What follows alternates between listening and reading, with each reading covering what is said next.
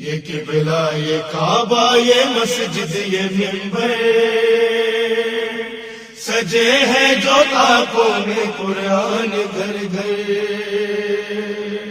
یہ سچے مجاہد یہ عالم یہ رہبر، یہ سچے مجاہد یہ عالم یہ رہبر، جو سینے میں باطل جو سینے میں باطل کے ہیں مثل خنجر.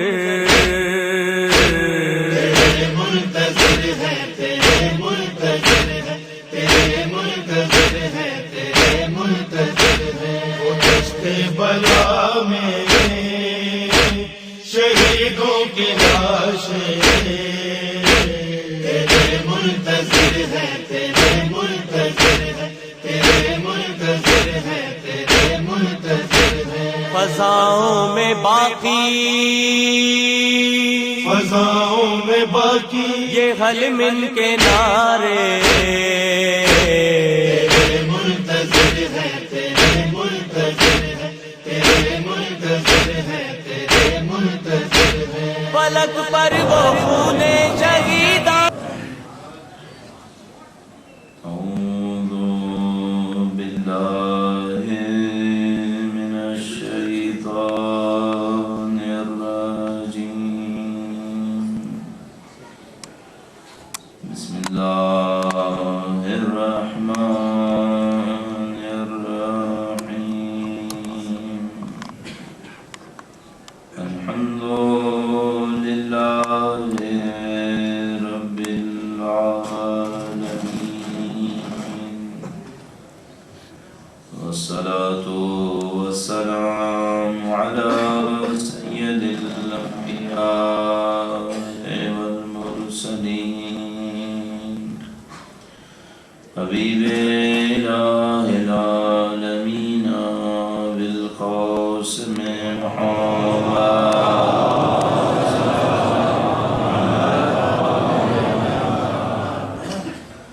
وعلى آله الطيبين الطاهرين سيما بقية الله في الأراضين.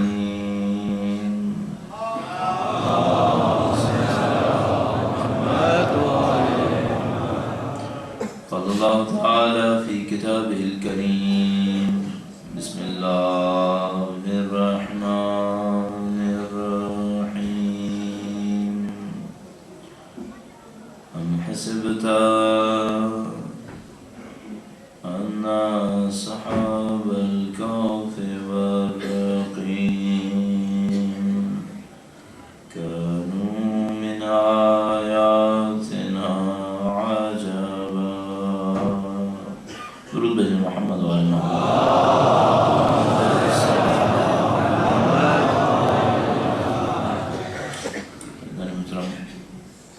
محرم الحرام کی تاریخوں میں اسماء کی حساس ترین تاریخوں سے آپ نزدیک ہو رہے ہیں اور آپ سب یہاں جمع ہوئے ہیں ایک مقصد اور ایک ہدف کے ساتھ، وہ یہ کہ اس عظیم الشان ہستی کو پرسا دینا ہے جو محور کائنات ہیں، ان کو پرسا دینا ہے جن کے نام سے رسول اللہ کا تعارف ہے، ان کو پرسا دینا ہے جن کے نام سے علی مرتضیٰ اور حسنین کا تعارف ہے، وہ جن کی ذات مقدس کی حمد جب خدا کرتا ہے تو فرماتا ہے ہم فاطمہ و ابوہا و بعلہا و بنوہا. ان کی ذات مقدس کے حضور نذرانِ عقیدت پیش کرنے کے لیے باورز بلند درود بھیجیں محمد و آل محمد.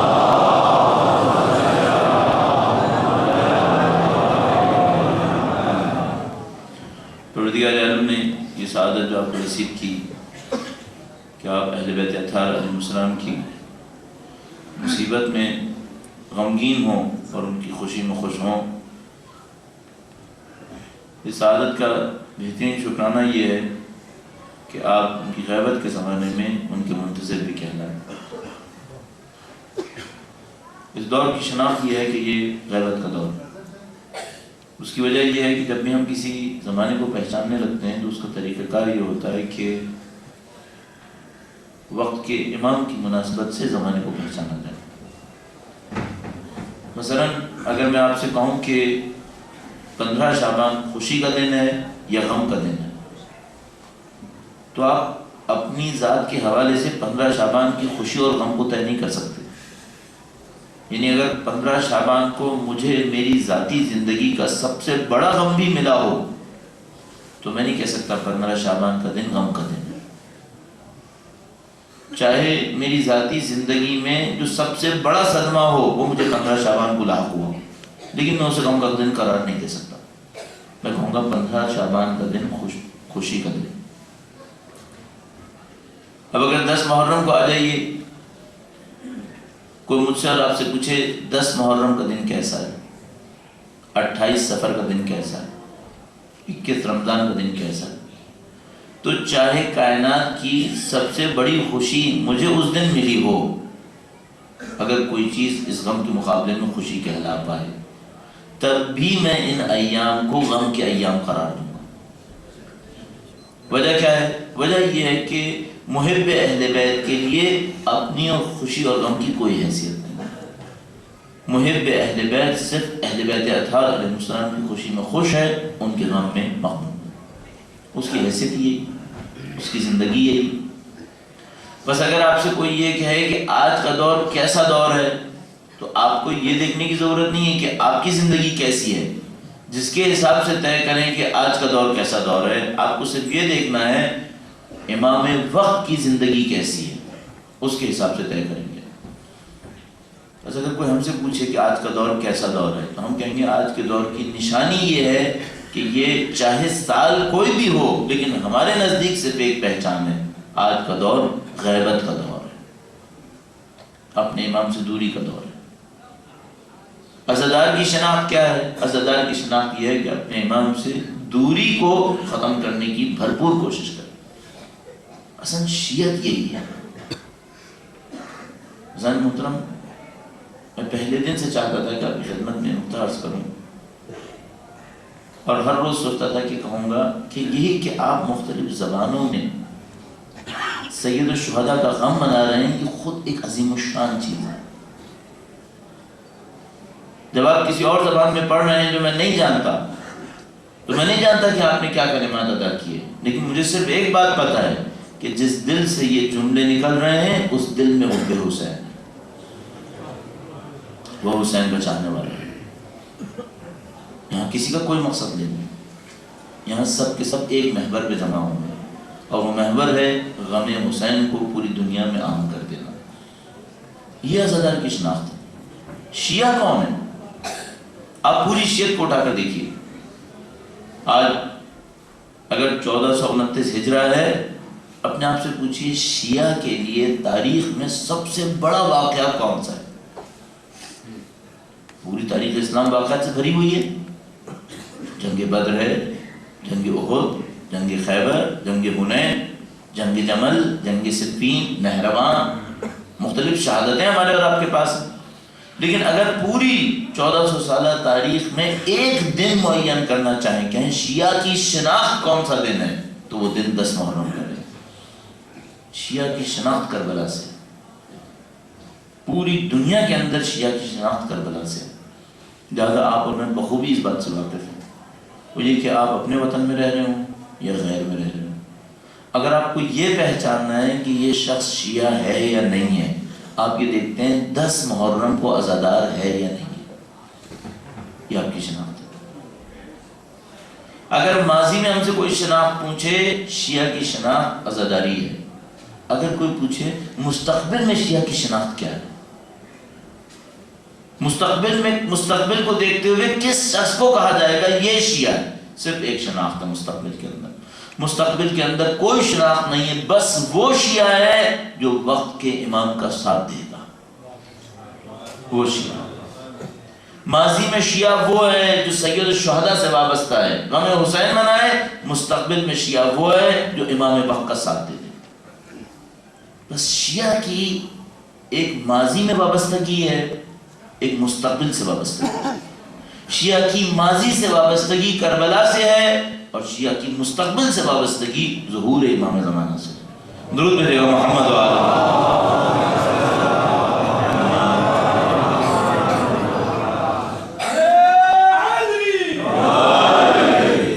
شیعہ ان دو ذمہ داریوں کو ساتھ لے کر چلنے والے شخص کا نام ہے۔ شیعہ وہ ہے جو پوری دنیا کو کربلا کا پیغام دے دے، شیعہ وہ ہے جو عزاداری کو دنیا بھر کے اندر عام کر دے۔ یہ شیعہ کی ایک شناخت ہے۔ شیعہ کی دوسری شناخت کیا ہے؟ شیعہ وہ ہے کہ جو امام وقت کا بھرپور ساتھ دے دے۔ ان دو مقدس زمانوں کے درمیان ایک وہ کربلا کا دن اور ایک وہ امام کے ظہور کا دن، جن دونوں سے شیعہ عہد کرتا ہے کہ وابستہ ہے۔ آپ کیا عہد کرتے ہیں زیارت عاشورہ کے اندر؟ آپ کیا دعویٰ کرتے ہیں زیارت عاشورہ کے اندر؟ آپ زیارت عاشورہ کے اندر اور اہل بیت اطہار علیہ السلام کی مختلف زیارات کے اندر دعویٰ کر رہے ہوتے ہیں اگر ہوتے وہاں پر تو آپ کا ساتھ دیتے۔ یا لیتنا کننا معکم فنفوز معکم، اس جملے کو آپ مختلف عبارات میں دہرا رہے ہوتے ہیں، اے کاش ہم ہوتے وہاں تو آپ کا ساتھ دیتے۔ آپ ماضی میں ایک وعدہ کرتے ہیں کہ اگر ہوتے تو ساتھ دیتے، اور مستقبل میں امام سے ایک وعدہ کرتے ہیں کہ اے امام آپ تشریف لائیں گے، آپ کے قدموں پہ اپنی جان نثار کر دیں گے۔ یہ شیعہ ہے۔ شیعہ ایک ماضی اور ایک مستقبل کے درمیان زندگی گزارنے والے شخص کا نام ہے۔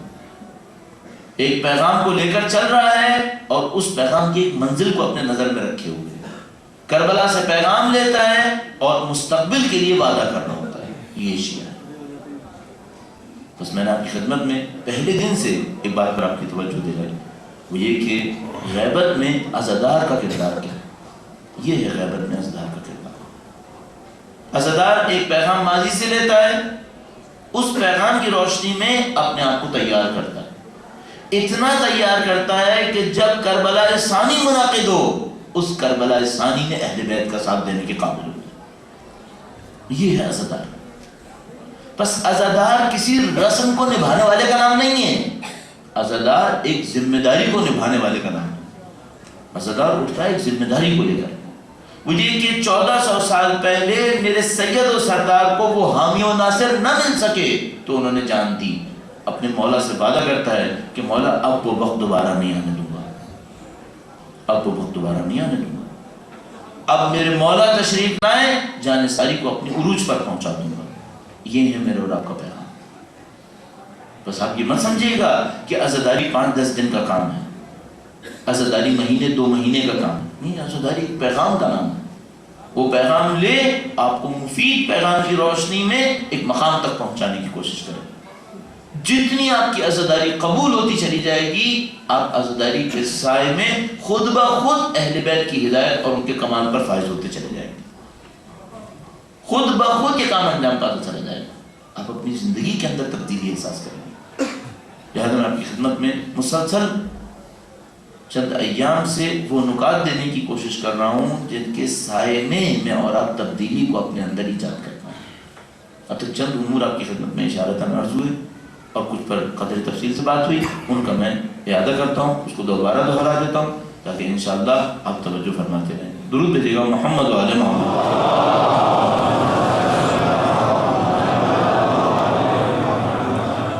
آپ سے عرض ہوا کہ سید الشہداء کا عزادار سید الشہداء کے راستے پر چلنے والا ہے۔ سید الشہداء شب عاشور قرآن اور نماز کے عشق کو بیان کرتے ہیں دشمنوں کے سامنے۔ یہ کربلا کے اندر ایک ایک منظر سید الشہداء نے عظیم الشان مصلحتوں کے تحت ایجاد کیا۔ کوئی کام سید الشہداء نے ایسا نہیں کیا جس پر آج میں 1400 سال کے بعد کھڑے ہو کر کہوں یہ کام مجھے سمجھ میں نہیں آیا۔ اور میں اشارتاً آپ کی خدمت میں عرض کر دوں، موقع نہیں کہ میں اس کی تفصیلات عرض کروں، کہ مسلسل سید الشہداء کے کاموں پر غور فرماتے رہیے گا۔ عصر عاشور ہوئی، سید الشہداء نے کہا میں نماز جماعت سے پڑھوں گا۔ جماعت سے نماز سید الشہداء نے خیمے میں کیوں نہیں پڑھی؟ سید الشہداء نے نماز خیمے سے باہر کیوں پڑھی؟ اصحاب کی تعداد بمشکل 40 تھی۔ اگر سید الشہداء چاہتے چند افراد کو خیمے کے باہر پہرے کے لیے کھڑا کرتے اور خود خیمے کے اندر نماز پڑھ لیتے، یہ کام بھی ممکن تھا۔ سید الشہداء نے کیوں نماز خیمے کے باہر پڑھنا پسند کیا، جس کے اندر ظاہر ہے کہ خطرات بھی زیادہ تھے، لہذا لوگوں کو قربانیاں دینی پڑیں، لیکن سید الشہداء نے ان قربانیوں کو برداشت کیا اور کہا کہ جماعت ہم خیمے سے باہر پڑیں گے۔ یہ قابل فکر لمحہ ہے۔ بہت سارے لمحات ایسے ہیں، مثلا ایک بہت عظیم فیصلہ جو سید الشہداء نے کیا وہ ظہر عاشور کے بعد کیا۔ ظہر عاشور سے پہلے سید الشہداء کے حامیوں نے ایک حملہ مل کر حملہ کیا تھا۔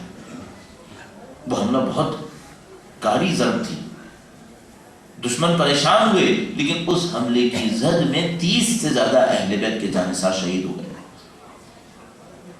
اگر 72 کا لشکر ہو، 30 کے قریب جانثار اس پہلے حملے کے اندر شہید ہو گئے۔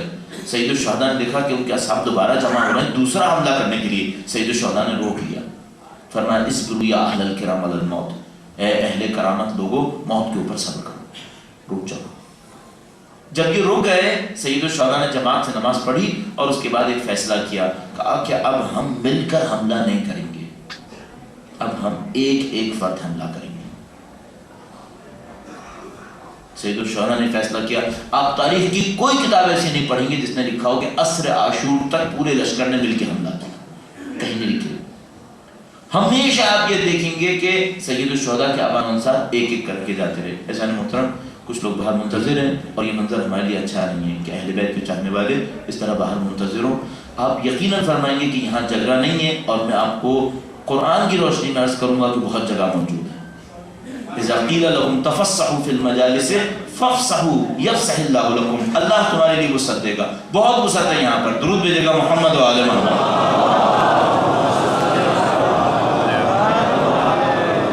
بارہ جگہ درود بھیجے محمد و آل محمد۔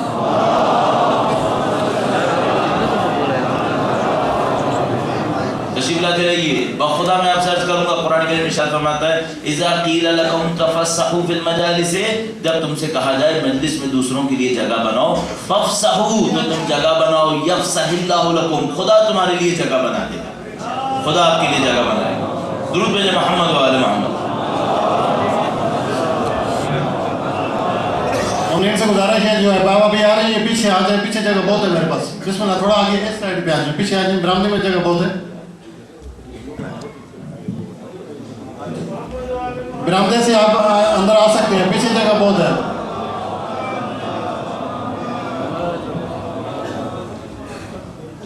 بڑھ دیگر درود بھیجے گا محمد و آل محمد۔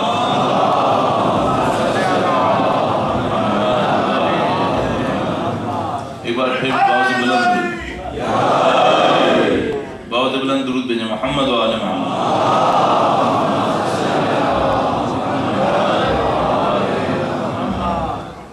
عرض آپ کی خدمت کہ سید الشہداء ایک ایک عمل کو دیکھ کر انجام دے رہے تھے۔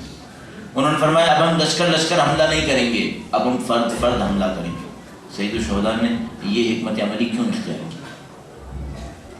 اگر ایک فرد سامنے سے موجود دسیوں ہزار کے لشکر پہ حملہ کرے، کیا بچنے کا کوئی امکان ہے؟ ظاہر ہے کہ نہیں۔ ایک آدمی سے جنگ لڑنا دشمن کے لیے زیادہ آسان تھا یا کئی لوگوں کے ساتھ مل کر جنگ لڑنا؟ ان کے لیے تو زیادہ آسان یہ تھا کہ وہ ایک ایک آدمی سے لڑنا۔ تو سید الشہداء نے ایک ایک آدمی کیوں بھیجا؟ اور آپ ایک اور بات بھی احساس کریں، اگر 10 آدمی مل کر ایک گروہ میں جائیں اور ہزاروں کے لشکر سے لڑیں تب بھی 10 شمار ہوں گے، یہ ایک دوسرے کا ساتھ دے سکتے ہیں۔ کوئی گر رہا ہو، کوئی زخمی ہو رہا ہو تو دوسرے کا ساتھ دے سکتے ہیں۔ اگر ایک ایک جائے تو کیا کوئی ہے جو ساتھ دے گا؟ بہادری کس میں زیادہ ہے؟ شجاعت اکیلے میں جانے میں زیادہ ہے۔ سید الشہداء نے ایک ایک جانے کا فیصلہ کیوں کیا؟ سید الشہداء چاہتے تھے میرے لشکر کے ایک ایک آدمی کی شجاعت میرے چاہنے والے دیکھ لیں، کوئی یہ نہ کہے ہمیں سمجھ میں نہیں آیا مولا ابو الفضل العباس کی شہادت کیسے ہو، کوئی نہ کہے مجھے سمجھ میں نہیں آیا مولا قاسم کی دلیری کیا تھی۔ سید الشہداء نے کہا کہ دیکھو میرے لشکر کا ایک ایک آدمی قیمتی ہے، میں ایک ایک آدمی کو علیحدہ علیحدہ بھیجوں گا اور ایک ایک فرد کی مہارتوں کو تم دیکھ پاؤ گے۔ سید الشہداء کے واقعے کی بقا کا ایک راز یہی ہے۔ آپ کے پاس جنگ بدر کی تفصیلات، کربلا کی تفصیلات کے مقابلے میں 5% بھی نہیں ہے۔ آپ کو نہیں معلوم جنگ بدر کے اندر کیا کچھ ہوا، لیکن آپ کو تفصیل سے پتا ہے جنگ کربلا کے اندر کیا کچھ ہوا. کیوں پتا ہے آپ کو؟ ایک ایک آدمی گیا تھا. اگر یہ پورا لشکر جاتا، ہمیں نہیں معلوم حضرت علی اکبر کے ساتھ کیا ہوا، ہمیں نہ پتہ چلتا، لیکن سید الشہداء نے فیصلہ کیا ہم ایک ایک کر کے بھیجیں گے تاکہ ہر چیز لوگوں کے سامنے رہے، تاریخ کے اندر واقعہ باقی رہ جائے، اور 1400 سال کے بعد بھی اگر کوئی ذکر کرنے کھڑا ہو تو اس کو پتا ہو کہ ایک ایک شاہ سوار کے ساتھ کیا کچھ پیش آیا. خدا تعالیٰ اس واقعے کی ذکر کی سعادت ہمیں نصیب کرے. درود بھیجے گا محمد و آل محمد.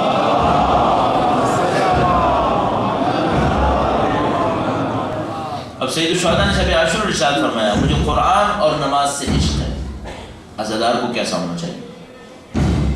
عزادار یقیناً لازمی ہے اس کے لیے کہ نماز اور قرآن کا عاشق ہے، نماز اور قرآن کا عاشق ہے. اگر اس عشق کو اپنے اندر لانا چاہتا ہے پہلے مرحلے میں کام کو شروع کرے. عزیزان محترم، ایسا نہیں ہوگا کہ میں آج تک قرآن کریم کو نہ پڑھتا ہوں آج پڑھنا شروع کروں اور سب کچھ سمجھنا شروع کروں. دنیا میں کبھی نہیں ہوگا. لیکن ضروری یہ ہوگا کہ کم از کم میں 20 25 آیات روزانہ کچھ نہ کچھ پڑھنا شروع کروں. اگر سید الشہداء عاشق قرآن ہے، عزادار سید الشہداء کم از کم قرآن کریم سے کچھ تو آشنا ہو. اگر وہ عاشق نماز ہیں، ساری رات نماز کے اندر ایسی بسر کرتے ہیں کہ دشمن روایت کرتے ہیں کہ حسین کے لشکر سے قرآن اور نماز پڑھنے کی آواز ایسی آ رہی تھی جیسے مکھیوں کی آوازیں آیا کرتی ہیں. اتنا قرآن کریم اور نماز کے پڑھنے کے اندر مشغول تھے. عزادار حسین کو کیسا ہونا چاہیے؟ آپ سے عرض ہوا کم از کم کام اتنا کیجیے، اپنی نمازوں کو پابندی وقت کے ساتھ اول وقت انجام دیجیے. سید الشہداء کے دل کو خوش کرنے کی کوشش کی جائے، ان کے قلب مقدس کو خوش کرنے کی کوشش کی. آپ سے عرض ہوا سونے سے پہلے کچھ اعمال انجام دیجیے، پاکیزگی اور طہارت کے ساتھ وضو کر کے سوئے، اہل بیت اطہار علیہ السلام کا ذکر کر کے سوئے، تسبیح بی بی کو پڑھتے ہوئے سوئے. خود بخود آپ کی پاکیزگی بڑھنے لگی. اور کل جو بہت اہم بات ہوئی آپ کی خدمت میں وہ یہ کہ ایک 5 منٹ کا سجدہ اپنی زندگی کی عادت بنائیے. آپ یقین فرمائیے اگر جسمانی امراض کے لیے بعض اوقات کوئی حکیم نسخہ بتاتا ہے کہ اگر یہ کام کر لو تو اتنی بیماریوں سے نجات پا جاؤ گے، تو میں اخلاق کا طالب علم ہونے کے ناطے آپ کی خدمت میں عرض کر رہا ہوں، علم اخلاق کا شاگرد ہونے کے ناطے، کہ اگر آپ 5 منٹ کے لیے یہ سجدہ انجام دے دیں جو میں آپ سے عرض کر رہا ہوں روزانہ، نہیں معلوم کتنی مانوی مصیبتوں کا آپ سامنا کریں گے. ہر روز ایک سجدہ کیجیے 5 منٹ کے لیے. اور میں مقرر آپ کی خدمت میں اس لیے عرض کر رہا ہوں کہ شاید پہلے دن کسی کی سمجھ میں نہ آ جاؤ کہ یہ کتنا اہم ہے. اور عزیزان محترم میں جو کچھ آپ کے ساتھ کر رہا ہوں یہ میں اپنی حجت کو پورا کرنے کے لیے نہیں چاہتا قیامت کے دن جاؤں خدا تعالیٰ کے سامنے گرچہ خامیاں اور کوتاہیاں بے تحاشا ہوں گی. نہیں چاہتا خدا تعالیٰ مجھ سے کہے کہ تمہیں اتنے مومنین ملے، اہل بیت کے چاہنے والے ملے، تم نے اہل بیت کا پیغام کیوں نہیں دیا. میں چاہوں گا سرخرو ہو جاؤں اللہ کے سامنے، اور چاہوں گا آپ اور ہم مل کر اس عبادت کو انجام دیں تاکہ خاندان اہل بیت اطہار علیہ السلام کی قلوب مقدسہ کو خوش کرنے کا سبب بنے. انشاءاللہ خدا تعالیٰ میرے اور آپ کے اعمال کے ذریعے سے ان کی قلوب طاہرہ کو سرور اور خوشی عنایت فرمائے. درود بھیجے گا محمد و آل محمد.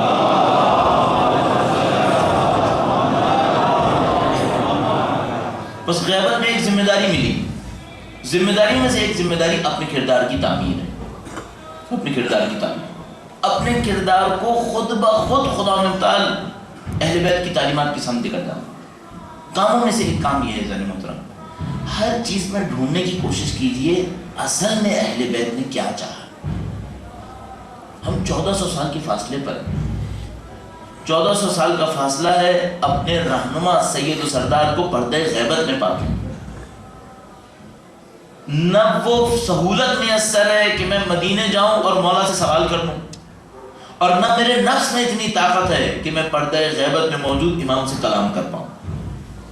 میرے پاس صرف ایک راستہ ہے، اپنی زندگی کے اندر بار بار ایک سوال کروں، کیا یہ وہ چیز ہے جو اہل بیت کو مجھ سے چاہیے. بار بار ایک سوال کرتے رہیے اپنا.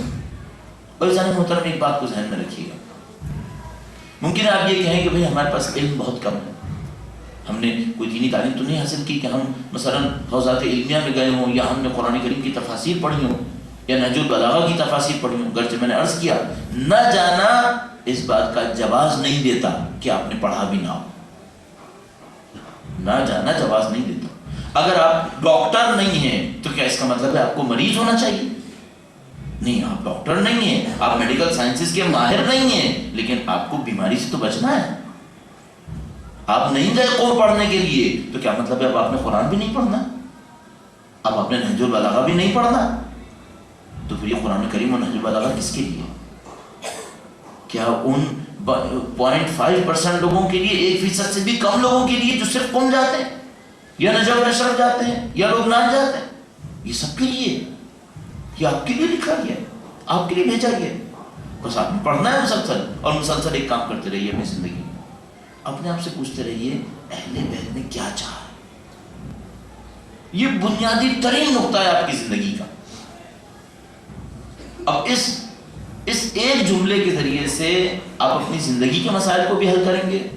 اور یقین فرمائیے اگر ہمیں کوئی کانفرنس کے اندر بلاتا ہے، مثلا اکنامکس کے اوپر کوئی کانفرنس ہو رہی ہے، جناب دنیا بھر کے محققین وہاں پر جمع، ایک موضوع ہمیں دے دیا جائے کہ بھئی اس موضوع کے اوپر آپ نے بولنا ہے. ہمارے سامنے صرف ایک قانون ہوتا ہے، جو اہل بیت نے چاہا ہے وہ صحیح ہے، جو انہوں نے نہیں چاہا وہ غلط ہے. اب مثلا مجھ سے کوئی پوچھے کہ بھئی مڈل ایسٹ کے اندر اتنی ترقی ہو رہی ہے، اونچی اونچی عمارتیں بن رہی ہیں، چوڑی چوڑی روڈز بن رہی ہیں، اتنے بڑے بڑے پارک بن رہے ہیں، اتنی بڑی بڑی انویسٹمنٹس ہو رہی ہیں، آیا یہ کمال ہے؟ یہ ترقی ہے؟ اچھا ہم اور آپ اس کے خواب میں مبتلا ہیں، ہم اور آپ اس کے خواب میں مبتلا ہیں.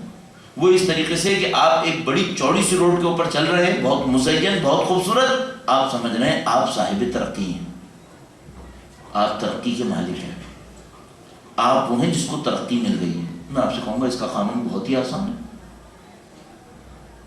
بہت آسان قانون یہ ہے، خاندان اہل بیت سے سوال کیجیے، اور میں ابھی آپ کے سامنے چند جملات کے ذریعے سے اس کی تشریح پیش کروں گا. درود بھیجے گا خاندان اہل بیت پر.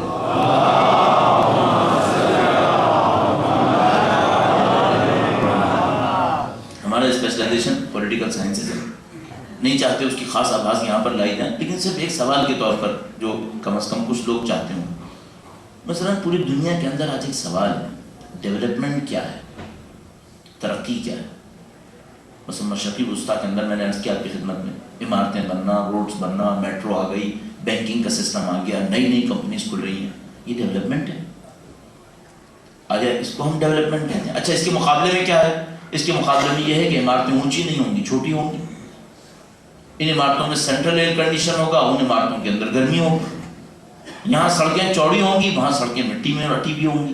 یہی ہوگا نا. یہاں گھر بہت چوڑے ہوں گے، بڑے ہوں گے، وسیع ہوں گے، وہاں گھر چھوٹے چھوٹے سے ہوں گے. یہاں پکے ہوں گے، وہاں کچے ہوں گے. اپنے آپ سے پوچھئے گا اہل بیت کے نزدیک ان میں سے کون سا اچھا ہے، کون سا برا ہے؟ صحیح ہے.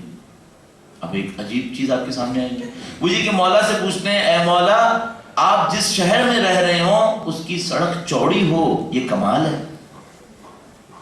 فرمائیں گے نہیں، سڑک کا چوڑا ہونا کوئی کمال نہیں. عمارتیں اونچی ہوں یہ کمال ہے؟ فرمائیں گے نہیں. مثلا آپ کا جو چاہنے والا چوڑی سڑک پہ سفر کرتا ہو وہ آپ سے زیادہ نزدیک ہے؟ فرمائیں گے اس کا ہمارے چاہنے والے سے کوئی تعلق ہی نہیں. اپنے آپ سے پوچھ لیجئے، ابھی تک پوچھ لیجئے، 1429 ہجرہ موجود ہے، اس وقت جب سے امیر المومنین تشریف لائے آج تک کوئی ہے جو سلمان فارسی سے زیادہ نزدیک ہوا ہو امیر المومنین سے؟ ہے کوئی؟ سلمان فارسی کچی روڈ پہ چلتے تھے یا پکی روڈ پہ چلتے تھے؟ وہ کچی مٹی کی روڈ پہ چلتے تھے، کچے سے گھر میں رہتے تھے. ان کی سواری دنیا کی شاید سستی ترین سواریوں میں شمار کی جا سکے. کمال میں کس درجے پر تھے؟ اس درجے پہ تھے کہ منا اہل البیت کا لقب لے چکے تھے. یہ حضرت سلمان فارسی. بس مولا کا چاہنے والا، اب جب امیر المومنین کی یہ سنت ہے تو کلنا محمد کے ناطے وقت کے امام کی سنت بھی یہی. آپ وقت کے امام سے ایک سوال کر سکتے ہیں، آپ کیا مولا میں آپ کا غلام، حکم فرمائیے میں بڑی گاڑی میں بیٹھوں تب آپ سے نزدیک ہوں یا چھوٹی گاڑی میں بیٹھوں تب آپ سے نزدیک ہوں؟ وہ فرمائیں گے کہ تم کسی گاڑی میں ہو یا نہ ہو، اس سے ہمیں کوئی سروکار نہیں ہے۔ بڑے شہر میں رہوں اس سے نزدیک ہوں، یا چھوٹے شہر میں رہوں تب آپ سے نزدیک ہوں، اس سے بھی کوئی سروکار نہیں۔ پھر سروکار کس چیز سے ہے؟ گاڑی سے سروکار نہیں ہے، گھر سے سروکار نہیں ہے، سڑک سے کوئی کام نہیں ہے، پھر کام کس چیز سے ہے؟ فرمائیں گے تمہارا کردار کیسا ہے، اس سے ہمیں کام ہے۔ آج پنجاب کی کسی دیہات کے اندر رہنے والا، پاک و پاکیزہ دل رکھنے والا، اہل بیت اطہار علیہ السلام کی یاد میں زندگی گزارنے والا، یہ اہل بیت سے کہیں زیادہ نزدیک ہے اس شخص کے مقابلے میں جو مثال کے طور پر نیو یارک کے اندر زندگی گزار رہا ہے، دنیا کی بہترین ٹیکنالوجیز کو استعمال کر رہا ہے، لیکن دل حب اہل بیت سے اور کردار اہل بیت سے خالی ہے۔ بس مجھے فرمائیے ترقی کسے کہتے ہیں؟ آپ نے ترقی کیا جی ڈی پی اور اکنامکس کے ٹرمز کو دیکھ کر طے کرنا ہے؟ یہ دنیا داروں کا کام ہے۔ ان کے نزدیک ترقی یہ ہے جو میں نے آپ کی خدمت میں عرض کی۔ امام کے نزدیک ترقی ہے جس دن تمہارا کردار ہمارے کردار سے نزدیک آنے لگے، یہ تمہاری ترقی ہے۔ کچے گھر میں رہو یا پکے گھر میں رہو، اس سے کوئی سروکار نہیں ہے۔ جس دن کردار نزدیک آنے لگے، ایک غریب کے ساتھ بھی ہو سکتا ہے، ایک امیر کے ساتھ بھی ہو سکتا ہے۔ مشکل یہ نہیں ہے کہ آپ دنیا کے کس خطے میں رہ رہے ہیں، مشکل یہ ہے کہ آپ کے دل میں کون رہ رہا ہے، یہ مشکل ہے۔ آپ کہاں رہیں اس کی کوئی مشکل نہیں ہے۔ آپ ممکن ہے کعبہ کے برابر میں ٹھہرے ہوئے ہوں اور دل میں کوئی اور ہو، تو پھر اس کعبے کے برابر رہنے میں کبھی کوئی فائدہ نہیں ہے۔ ان سے کوئی فائدہ نہیں ہوگا۔ عزیزان محترم، اپنے دلوں کے اندر حسینیت کو آباد کریں، اپنے دلوں کے اندر اہل بیت اطہار علیہ السلام کے کردار کو آباد کریں، خالص ہوتے چلے جائیے حب اہل بیت اطہار علیہ السلام میں، چاہے آپ کے پاس مال ہو چاہے آپ کے پاس مال نہ ہو۔ اگر کسی کے پاس مال ہو اور حب اہل بیت نے اس کو مقام دیا ہو، ایک مثال آپ کی خدمت میں عرض کروں گا، درود بھیجے گا محمد و آل محمد۔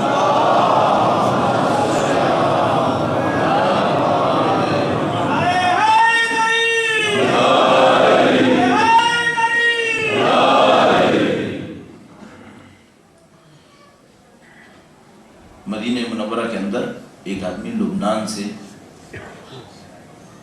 مسلسل امام کی زیارت کے لیے حاضر ہوتا تھا۔ واقعہ چھٹے امام کی ذات مقدس کا ہے، ان پر درود بھیجے گا محمد و آل محمد۔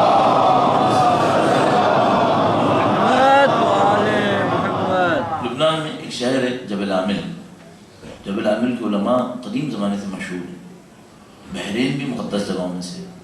آپ اور ہم ظاہر کو دیکھنے والے لوگ بن گئے، ہم اور آپ ظاہر میں بحرین کی مادہ پرستی شاید دیکھ پائیں۔ بحرین مقدس جگہوں میں سے، یہاں پر شیخ بہائی کے والد گرامی کا روضہ بھی ہے، شاید آپ نے بہت کم دیکھا ہو۔ شیخ بہائی کے والد نے مکاشفے میں ایک دفعہ دیکھا، خدا تعالیٰ سے پوچھا کہ اے خدایا، میں خود تو ایران میں رہتا ہوں لیکن مجھے کوئی طلب نہیں ہے کہ میں کس ملک میں رہوں، تو مجھے بتا دے میں کہاں ہوں، جہاں حکم فرمائے میں وہاں چلے۔ مکاشفے میں خدا سے دعا کی کہ خدایا دنیا میں کوئی مقام مجھے بتا دے جہاں میں چلا جاؤں۔ مکاشفے میں دیکھا ایک جگہ سے نورانیت نکل رہی ہے۔ اسی حالت مکاشفہ میں سوال کیا کہ اے اہل یہ بتاؤ یہ جگہ کون سی؟ فرمایا بحرین، بحرین کی زمین ہے، مقدس زمین ہے، صرف اہل کے لیے مقدس ہے، اہل کے لیے مقدس۔ یہ جو شخصیتیں یہاں پر دفن ہیں، زید بن سوہان، سعد بن سوہان، ابراہیم بن مالک اشتر، یہ عظیم الشان شخصیت ہے۔ امام کے وجود مقدس کی قطعی تشریف آوری بحرین کے اندر ثابت ہے، قطعاً ثابت ہے کہ امام کا وجود مقدس اس بحرین کی زمین پر تشریف لایا ہے۔ بحرین مقدس جگہ ہے، اہل کے لیے اپنے آپ کو اہل بنائیے، یہ امام کے آنے جانے کی جگہ ہے، اپنے آپ کو اہل بنائیے۔ جو میں آپ کی خدمت میں نکات عرض کر رہا ہوں ان پر عمل کرنا شروع کر دیجیے۔ امام کی تبعیت میں آگے بڑھنے کی کوشش کی۔ بس عرض ہو آپ کی خدمت میں، ترقی کون سی ترقی ہے؟ اہل بیت کے نزدیک ترقی دنیاوی ترقیوں میں سے کوئی نہیں ہے۔ ترقی کون سی ہے؟ ترقی وہ ہے جو آپ کو آخرت میں ترقی دلائے۔ اس ترقی کا کوئی حساب نہیں ہے، چاہے آپ مٹی کے گھر میں رہیں چاہے آپ کچی روڈ کے اوپر چلیں۔ لبنان سے جبل عامل سے ایک آدمی بار بار حج کے موقع پر امام کی خدمت میں آتا تھا، صاحب ثروت ہے، جبل عامل میں وہ بہت بڑا ثروت مند ہے. یہ بات بھی آپ کی خدمت میں عرض کر دوں, کلام یہ جلول الکلام صرف یہ اہم نہیں ہے کہ دولت آپ کہاں خرچ کر رہے ہیں, بہت اہم یہ ہے کہ آپ پیسہ کما کیسے رہے. اپنے آپ کو دھوکہ مت دیجیے گا کہ میں یوں کما رہا ہوں تو کوئی بات نہیں, خرچ تو میں دین کے لیے کر رہا ہوں. یہ اہم نہیں ہے. بہت اہم ہے کہ آپ کما کہاں سے. انما یتقبل اللہ من المتقین, خدا صاحبان تقوی سے قبول کرتا ہے. اپنے کام کو دیکھیے اور پوچھیے یہ متقین کا کام ہے, یہ صاحبان تقوی کا کام ہے جو میں کر رہا ہوں, جس سے میں کما رہا ہوں. اگر صاحبان تقوی کا کام ہے, اس کمائی کو قبول ہے, اس کو خدا نے قبول کیا ہے. مثالیں دستیوں ہیں میرے سامنے, میں آپ کی خدمت میں بہت زیادہ وقت نہیں لے پاؤں گا, بہت کم وقت باقی ہے آج بھی. جبل عامل سے ایک آدمی آتا ہے, گویا صاحب ثروت ہے اور اپنے پیسے کے معاملے میں انتہائی محتاط ہے, کہاں سے آ رہا ہے کہاں جا رہا ہے. مدینے میں آتا ہے, امام کا قرب اسے حاصل ہے, امام کا قرب حاصل ہے. جب بھی مدینے میں آتا ہے امام کے گھر میں قیام کرتا ہے. اتنا قرب حاصل ہے کہ امام کے گھر میں قیام کرتا ہے. ایک دفعہ امام کے گھر میں رکا ہوا ہے, حج سے پہلے آ گیا امام کے گھر میں کہ میں حج کروں گا اور پھر دوبارہ امام کی زیارت کے لیے واپس آؤں گا. تو حج سے پہلے آ کر امام سے کہتا ہے کہ مولا میں اتنے سالوں سے آپ کے گھر میں آ رہا ہوں اور آپ کے گھر میں رک رہا ہوں, یہ میرے لیے بڑا شرف ہے, لیکن جو اذیت میں آپ کو دیتا ہوں, جو پریشانی کا سبب میں بنتا ہوں, اس سے میں بہت شرمندہ ہوں. اور مسلسل آپ کی تشریف, آپ کی شرف سے حاصل کرنے کے لیے آپ سے ایک درخواست کرتا ہوں کہ ایک گھر میرے لیے مدینے میں خرید دیں. کہتا ہے میں آپ کو پیسہ دیتا ہوں, جو میں نے آپ کی خدمت میں عرض کیا تھا نا کہ 8,000 درہم میں گھر آ جاتا تھا, اس روایت میں لکھا ہوا ہے 8,000 درہم دیتا ہے پیسہ. کہتا ہے مولا 8,000 درہم حاضر ہے, اس سے میرے لیے گھر خرید دے مدینے کے اندر, تو جب میں حج پر آؤں, حج سے واپس آؤں تو اس کا قبالہ میں آ کے لے لوں گا. کیونکہ تحریر کر دیا کرتے تھے کہ یہ گھر فلاں آدمی نے خرید لیا, تو کہا میں حج سے واپس آؤں گا تو آپ سے قبالہ لے لوں گا. مولانا فرمایا سے یہ چلا جاتا ہے حج پہ, حج سے واپس آتا ہے. کچھ دنوں کے بعد مولا سے پوچھتا ہے کہ مولا آپ نے میرے لیے گھر لے لیا. مولانا فرمایا کہ ہم نے تیرے لیے گھر لیا ہے, اگر تو خوش ہوا اس گھر پہ تو ہم گھر تجھے دے دیں گے, اگر تو خوش نہیں ہوا تو یہ گھر واپس کر دیں گے. کہنے لگا مولا جو آپ نے حکم فرما دیا میں کیوں خوش نہ ہوں گا. فرمایا پھر دیکھ تفصیل کیا ہے. فرمایا ہم نے تیرے لیے ایک گھر لیا ہے جنت میں, اس گھر کی ایک دیوار رسول خدا کی دیوار سے لگتی ہے, اس گھر کی دوسری دیوار علی ابن ابی طالب کی دیوار سے لگتی ہے, اور اس گھر کی باقی 2 دیواریں حسنین کے گھر سے لگتی ہیں. آیا تجھے یہ گھر قبول ہے؟ تڑپ جاتا ہے. کہتے ہیں مولا میں ایک درخواست کروں گا آپ سے, قبالہ آپ اپنے ہاتھ سے لکھ دیں, سند آپ اپنے ہاتھ سے لکھ دیں کہ آپ نے یہ گھر مجھے دے دیا, بس مجھے قبول. یہ ہے استعمال, یہ صحیح استعمال. کہوں مولا مجھے کچھ نہیں چاہیے, اب مجھے نہیں پوچھنا گھر کی وسعت کتنی ہے, میں تو صرف یہ چاہ رہا ہوں کہ قبالہ اپنے ہاتھ سے لکھ دیں, یہ میرے لیے قبول. مولانا فرمایا ہم نے تجھے لکھ دیا, لکھ کر دے دیا کہ ہم نے یہ گھر اس آدمی کو 8,000 درہم پہ بیچ دیا. اس کے بعد مولانا نے ایک جملہ ارشاد فرمایا, فرمایا تو نے نہیں پوچھا پیسہ کہاں گیا؟ کہنا مولا مجھے کیا ضرورت ہے, اتنا قیمتی گھر اتنے سستے دام مل گیا. ہمارے الفاظ, اب کون پوچھے کہ وہ پیسہ کہاں گیا؟ فرمایا نہیں ہم تجھے بتا دیتے ہیں, ہم نے تیرا پیسہ یتیم سادات میں تقسیم کر دیا, ہم نے تیرا پیسہ یتیم سادات میں تقسیم کر دیا. کہنا مولا مجھے قبول. یہ آدمی لے جاتا ہے قبالہ, لبنان چلا جاتا ہے. لبنان جاتا ہے, ایک موقع پر اپنے تمام ورثاء کو جمع کرتا ہے. کہتا ہے دیکھو میں نے اپنی زندگی میں بڑی تجارتیں کی, لیکن ایک تجارت ایسی کی ہے جس کی جیسی کوئی تجارت نہیں کی. اس تجارت کی سند میرے پاس موجود ہے. اب تم سب میرے ورثاء مجھ سے ایک وعدہ کرو, اور وہ وعدہ یہ کرو کہ جب میں مر جاؤں تو میری قبر میں یہ سند رکھ دینا, یہ سند میری قبر میں ہونی چاہیے. ورثاء وعدہ کر لیتے ہیں. مر جاتا ہے ایک موقع پر, سند اس کی قبر میں رکھ دی جاتی ہے۔ 3 دن بعد ورثہ اس کی قبر پہ جاتے ہیں، قبر کے اوپر ایک کاغذ پر صبر تحریر میں لکھا تھا میرے مولا نے میرا وعدہ پورا کر دیا۔ عزم، یہ عظمت ہے، یہ عظمت ہے۔ پیسہ تھا جنت کے گھر میں تبدیل ہو گیا۔ یہ ہے استعمال، یہ ہے ترقی۔ ترقی کیا ہوئی؟ لبنان کے جبل عامل میں رہنے والا جنت کا ساکن ہو گیا، یہ ترقی ہے۔ زمین پہ گھومتا، جبل عامل سے نکلتا، یہاں آتا وہاں جاتا، یہاں، یہ کوئی ترقی نہیں تھی۔ ترقی یہ تھی کہ وہاں اس نے مقام بڑھا کر دیا۔ اب اپنے آپ سے پوچھئے گا آپ نے کتنی ترقی کی؟ آپ ایک دیار دوسرے دیار ملازمتیں تبدیل کرنا، یہ کرنا وہ کرنا، وہ سب آپ کا کام ہے، کرتے رہیے۔ اپنے آپ سے پوچھئے گا ترقی کیا ملی؟ ترقی ملی یا نہیں ملی؟ ترقی نہیں ملی، پھر ان تبدیلیوں سے کچھ حاصل نہیں ہوگا، ان تبدیلیوں سے کچھ نہیں ہوگا۔ اب آپ کا کریڈٹ بڑھ رہا ہے، آپ کا بینک بڑھ رہا ہے، آپ کا گھر بڑھ رہا ہے، بڑے ماشاءاللہ بڑے، اس سے کوئی سروکار نہیں ہے۔ اگر وہ حلال سے آ رہا ہو، نہ کرے خدا نہ کرے نعوذ باللہ غلط طریقے سے کما رہے ہوں، تو پھر تو عذاب ہی عذاب، پھر تو عقاب ہی عقاب۔ اپنے کام کے اوپر غور فرمائیے، میرا کام متقین کا کام کہلائے گا؟ صاحبان پرہیزگاری کا کام کہلائے گا؟ نہیں ہے تو پھر کوئی فائدہ نہیں، پھر اس سے کچھ نہیں ملنا۔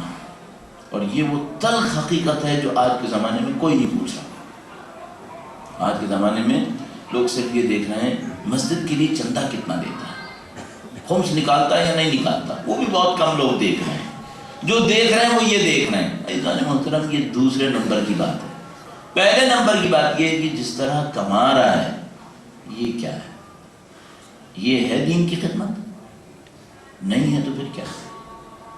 پھر کیسے؟ میں اس کے اوپر بہت تفصیلی عرض کر سکتا ہوں، وقت بہت کم ہے۔ محرم کی ان تاریخوں میں اس سے زیادہ اس کے اوپر بات کرنا شاید ہمارے لیے بھی خود بھی قابل قبول نہ ہو۔ شبیں عظمت کی شب، مقام حاصل کرنے کی شب، اہل بیت اطہار علیہ السلام کی گری اور مصائب کی شب۔ ہم لوگوں نے بہت کم ان حقیقتوں کو درک کیا ہے۔ گریہ کیا ہے، مصائب کیا ہے، مصیبت کیا ہے، حب اہل بیت کسے کہتے ہیں؟ یقین فرمائیں ہم کم درک کر پائے، ہمارے مقابلے میں بعض لوگ بہت زیادہ درک کر پائے، بعض بہت درک کر پائے۔ گرچہ وقت بہت کم ہے لیکن میں ایک بڑھیا کا واقعہ بہت بیان کرتا ہوں۔ ہماری دوست اسلام آباد میں ان کے والد گرامی نے واقعہ سنایا۔ وہ عراق کے اندر پاکستان کی سفارت خانے میں مامور تھے، فوجی کسی عہدے کے اوپر۔ کہنے میں کربلا جایا کرتا تھا، کربلا جاتا تھا، اور یہ میں جملہ ان لوگوں کے لیے خاص کر کہہ رہا ہوں جو رزق کی تلاش میں غیر معمولی اپنے آپ کو مضبوط اور انوالو کیے ہوئے، بہت زیادہ اس میں غرق ہو گئے۔ کہنے میں کربلا جایا کرتا تھا، تو میں ایک دن ظہر کی نماز پڑھ کے باہر نکل رہا تھا، تو ایک عورت مجھے ملی، بڑھیا سی، اور اس نے پنجابی میں مجھ سے کہا کہ مجھے بولنا نہیں آتا ورنہ ظاہر ہے اس کی اپنی ایک مٹھاس ہے، کہا کہ میرے لیے خط لکھ دو، گھر بھیجنا۔ تو انہوں نے اس کو جواب دیا اسی طرح پنجابی میں کہ میں قلم کاغذ میرے پاس نہیں ہے، آج نہیں لکھ پاؤں گا، اور میں کل لے کر آؤں گا، اگر آپ یہاں پر آؤ میں لکھ کے دے دوں گا۔ ذرا سا یہ اکڑ دکھا دیتا اس وقت کہ میں سفارت خانے کا اہلکار ہوں، میں کیوں کسی کے لیے قلم کاغذ لاؤں، تو یہ گیا تھا۔ اپنی زندگی میں بہت غور کیجیے گا، خدا نہ کرے اتنی سی بھی کوتاہی اس معاملے میں ہو گئی کہیں تو پھر کچھ نہیں بچے گا، پھر محروم ہو جائیں گے، پھر ساری زندگی محرومیت چلے گی۔ بہرحال یہ متواضع آدمی تھے، انہوں نے کہا کہ بی بی کل آؤ، کل قلم کاغذ لے کر آؤں گا اور میں لکھ دوں گا۔ کہا چلیے، کل پھر پہنچے، انتظار کیا، عورت آئی، اور اس بڑھیا کے لیے انہوں نے خط لکھ دیا، بڑھیا نے خط لکھوا دیا، خط لکھوا دیا، چلیے کچھ اس نے بولا کچھ ہم نے لکھا، خط پورا ہو گیا۔ خط پورا ہونے کے بعد ہم نے رسم کے تحت اس کو سنا دیا کہ بھئی جو ہم نے لکھا ہے وہ یہ لکھا ہے، صحیح ہے؟ اس نے کہا صحیح، کہنے لگی بھیج دو۔ بھیجنے کے لیے ایڈریس اس نے لکھوا دیا، لفافہ ساتھ لائی، اس کے اوپر لگا دیا گیا کہ یہ بھیج دیا گیا۔ انہوں نے کہنے لگی میں نے خط سے اندازہ لگایا کہ بڑھیا کو یہاں رہتے ہوئے بہت وقت ہو گیا ہے، خط میں ایسا لگا۔ کہیں ماں جی کتنا عرصہ ہو گیا یہاں پہ؟ اب پتہ نہیں اس نے ایک مدت سنائی تھی، میرا خود بھی ذہن سے نکل گیا، لیکن اتنا مجھے یاد ہے 20 سال سے اوپر تھا، 20 سال سے اوپر تھا۔ کہیں ماں جی اتنا عرصہ ہو گیا یہاں پر، ساتھ کون ہے؟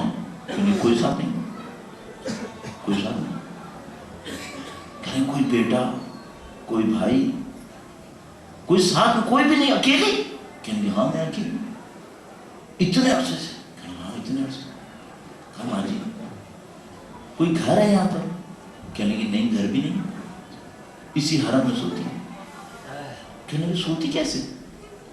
کہنے کہ جو دروازہ بند کرنے والا ہے نا یہ جانتا ہے، یہ جب دروازہ بند کرتا ہے تو میں دروازے کے پیچھے جا کے سو جاتی ہوں، اگلے دن کھولنے لگتا ہے تو میں جگا دیتا ہے، میں اٹھتی ہو جاتی ہوں، عبادت کر لیتی ہوں، یہ نیند ہو جاتی ہے۔ کہنے کہ میرے منہ سے ایک جملہ نکل گیا، میں نے کہا ماں جی کھاتی پیتی کہاں سے ہے؟ چلو سونے کا تو ہو گیا، کھاتی پیتی کہاں سے؟ اس نے ایک جملہ کہا ہے، میں 24 سال سے طالب علم ہوں، اس کے اس جملے پہ سر جھکاتا ہوں، عاشق یہ ہے ہم نہیں ہے۔ اس نے کہا پتر یہ خود بھوکا پیاسا مر گیا ہے، اب کسی کو بھوکا پیاسا مرنے نہیں دیتا۔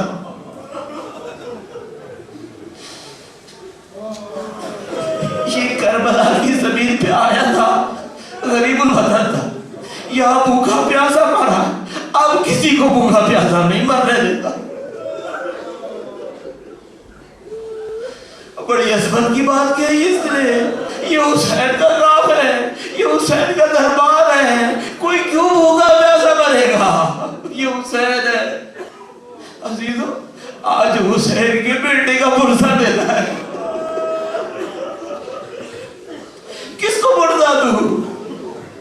جب بھی علی اکبر کا ذکر ہوتا ہے سوچتا ہوں پڑھتا کس کو دوں؟ حسین کو دوں، حسین کی ماں کو دوں، کس کو دوں؟ علی اکبر کے چاہنے والے بہت تھے، حبیب رسول تھے، سب علی اکبر کو چاہتے تھے، علی اکبر کی چاہت تو ہر ایک کے دل میں تھی، پرسہ کس کس کو دیا جائے؟ ایک موقع آیا، عاشور کی زمین عجیب زمین ہے، عاشور قربانی نہیں مانگتی خون کی، عشق کی قربانی مانگتی ہے۔ سید الشہداء نے جسم قربان نہیں کیے، سید الشہداء نے اپنے دل قربان کیے، اپنے جگر قربان کر دیے۔ کربلا کی زمین آئی، عاشور کا دن آیا، عاشور کے دن امام کے ساتھ ایک مؤذن شروع سے چلے آتے تھے، وہ ہمیشہ اذان دیتے تھے۔ سید الشہداء نے کہا بیٹا علی اکبر آج تم اذان دو۔ اذان علی اکبر گونج گئی، لوگوں کو رسول اللہ کی یاد آئی، بس وقت آیا، علی اکبر سید الشہداء کے سامنے کھڑے ہیں، ان سے اجازت مانگنے آئے ہیں، مولا مجھے اجازت دیجئے، بابا میں جاؤں گا، آپ پر نثار ہو جاؤں گا۔ میں کبھی سوچتا ہوں کوئی اور آتا تھا، حسین کہتے تھے تم مت جاؤ، اب جو علی اکبر آئے بس آنکھوں کو جھکا لیا، آنکھوں کو جھکا لیا۔ ایک مرثیہ بہت خوبصورت، ایک کلام بڑا خوبصورت کلام ہے، بہت پڑھا جاتا ہے، میں سوچتا ہوں کتنا خوبصورت کلام ہے۔ تقدم ولدی، تقدم ولدی، اے میرے بیٹا اب تم بڑھ جاؤ، کربلا ہو چکی تیار، تقدم ولدی، اے میرے بیٹا کربلا تیار ہو گئی ہے، اب تم بڑھ جاؤ، اب تم بڑھو۔ مولا علی اکبر کو کیسے اجازت دیں؟ ایک موقع پر علی اکبر کو اجازت ملی، باپ سے اجازت لینا آسان ہے، اپنی پھوپھی سے اجازت لینا مشکل ہے۔ باپ تو باپ ہے، سید الشہداء ہے، حسین ہے، اللہ کی راہ میں قربان کرنے کے لیے آیا ہے، ارے ایک پھوپھی بھی تو ہے، پالنے والی تو وہ ہے، اس سے اجازت کیسے لیں؟ اب اپنی پھوپھی کے پاس آئے، تمام مخدرات جمع ہو گئی، سب نے بادب کرنا شروع کر دیا، سب نے پہلے سے ہی فرصہ دینا شروع کر دیا۔ اب میں دوستوں دوستوں کی روایت چھوڑ دیتا ہوں، دشمن کی روایت پڑھ لیجئے۔ دشمن کی روایت کہتی ہے، کہتا ہے حسین کے اعزاء اقربا میں سے جو کوئی بھی الوداع کہنے خواتین کے خیمے میں جاتا تھا، ان کے خیموں سے رونے کی آوازیں آتی تھی۔ کہتا ہے جتنا ماتم علی اکبر پر ہوا اتنا کسی پر نہیں ہوا۔ علی اکبر پہ ماتم ہوا، بیویوں نے بڑا ماتم کیا۔ علماء روایت پڑھتے ہیں، کہتے پردہ اڑتا تھا، پردہ گرتا تھا، علی اکبر کے اوپر ماتم ہوتا تھا۔ مولانا ذیشان حیدر جوادی صاحب نے ایک روایت کہی ہے، بہت خوبصورت روایت، میں کیا کروں، بزرگ علماء سے استناد کرتا ہوں۔ انہوں نے ایک روایت کہی، کہنے لگے پردہ اڑتا تھا، پردہ گرتا تھا، آخری دفعہ پردہ اٹھا، اب کسی نے دامن ابا پکڑی۔ مولانا نے فرمایا ارے یہ کوئی بڑی خاتون نہیں ہے، یہ کوئی بچی ہے، یہ کوئی بچی ہے جس نے دامن ابا پکڑی ہے۔ علی اکبر کا الوداع ہے، آسمانوں پہ کوہرام بابا ہے۔ ارے ابراہیم اسماعیل کی قربانی کرتے تھے، اب دیکھو حسین کو، علی اکبر کی قربانی ہے۔ اب مولا علی اکبر سید الشہداء کے سامنے ایک بار پھر آئے، کہا بابا الوداع آپ کو، بابا اب رخصت کا وقت ہے۔ سید الشہداء نے دونوں ہاتھ اٹھائے، مستند روایت ہے، دونوں ہاتھ اٹھائے، اے خدایا تجھے گواہ قرار دیتا ہوں، اس کو بھیج رہا ہوں جو خلقاً خلقاً منطقاً رسول اللہ سے شبیہ ہے۔ اے خدایا جب تیرے حبیب کو دیکھنے کی آرزو کرتے تھے تو علی اکبر کے رخ انور کو دیکھتے تھے۔ یا حسین بڑا کٹن وقت ہے حسین کے لیے، بڑا سخت وقت آیا ہے، جوان کو الوداع کرنا ہے۔ ارے میں کیا کہوں، ام البری سے پوچھو بیٹا ہمارے کیا لگتا ہے، ام لیلا سے پوچھو ہم کیا جانے۔ علی اکبر کی الوداع ہے، علی اکبر روانہ ہوئے، دشمنوں سے معرکہ کیا، حیدر کرار کا بیٹا ہے، ہاشمی علوی ہے، مقابلہ کیا۔ ایک موقع پر باپ کے پاس واپس آئے، عزیزو آج تک سمجھ میں نہیں آیا یہ کیسا امتحان امامت ہے۔ ارے ساقی کوثر بچہ پیاسا، بابا اگر ایک گھونٹ پانی مل جائے میں دشمنوں سے جہاد کروں گا، گرمی نے پیاس نے قتل کر دیا ہے مجھے، حسین کے پاس کوئی چارہ نہیں ہے۔ بس صبر کیا، حسین نے صبر کیا۔ ایک جملہ ارشاد فرمایا سید الشہداء نے، کہا بیٹا علی اکبر میری زبان چوس کے دیکھ لے، بیٹا علی اکبر میری زبان چوس کے دیکھ بیٹا۔ علی اکبر پریشان ہو گئے، روانہ ہوئے، اب جہاد پر گئے۔ سید الشہداء نے دوسرا جملہ کہا، مستند جملہ، کہا بیٹا علی اکبر تم جاؤ، تمہارے نانا تمہیں سراب کریں گے، میرا بیٹا تو جا، تجھے تیرے نانا سراب کریں گے۔ ارے روانہ ہوئے، علی اکبر روانہ ہوئے، اب کس میں ہمت، علی اکبر کے مسائل کون پڑھے، ارے فاطمہ کو کون تڑپائے۔ علی اکبر کے مسائل ایک موقع آیا، گرد آہنی سر پہ لگا، علی اکبر زمین پر آئے، ایک ندا دی، اے بابا آپ کو میرا آخری سلام۔ جو بھی گرتا تھا وہ کہتا تھا ادرکنی ادرکنی، میری مدد کو آئیے، میری مدد کو آئیے۔ علی اکبر نے کہا بابا آخری سلام، ارے بوڑھا باپ میری مدد کو کیسے آئے گا، اس کو نہیں معلوم دکھائی دے رہا ہے یا نہیں دکھائی دے رہا، پیروں پر چل کے آئے گا۔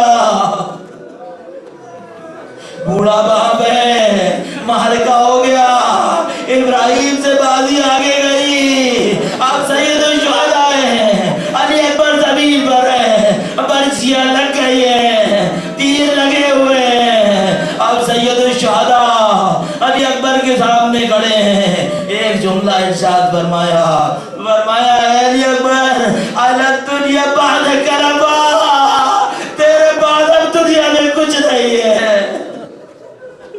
اے علی اکبر میری دنیا تو تھا، میری دنیا ختم ہو گئی، علی اکبر اب دنیا میں کچھ نہیں ہے۔ ارے کیسے پرچی نکالی، کیسے تیر نکالے، کوئی بتائے کیسے بتائے، حسین کا بارگاہ ہے۔ بس ایک منظر آیا، بی بی زینب علی اکبر کے آخری سلام سے خیمے سے دیکھ رہی ہے،